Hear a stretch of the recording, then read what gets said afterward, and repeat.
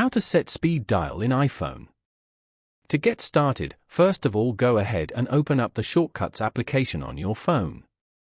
Shortcuts lets you create custom automations for tasks you do frequently to save time. Now, tap on the plus icon in the top right corner to create a new shortcut.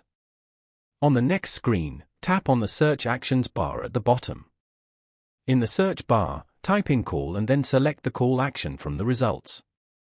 Now, tap on the blue contact placeholder to choose who this shortcut will call.